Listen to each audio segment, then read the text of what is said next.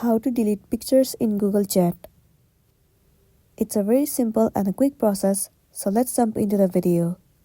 First of all, what you want to do is head over to your Google Chat, enter your login credential and make sure that you are logged in to a specific account.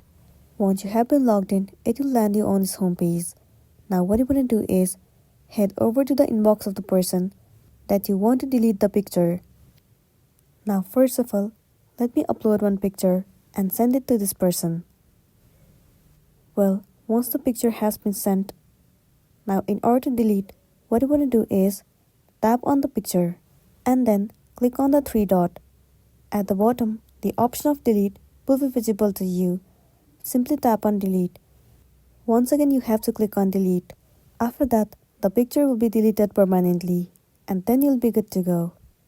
Likewise, you can delete any of the picture that you want to, but one notification will be sent to the person where it says message deleted by author. So that's all for today, and this is simply how you can delete picture in Google Chat. Make sure to smash the like button and consider subscribing if you found this video helpful.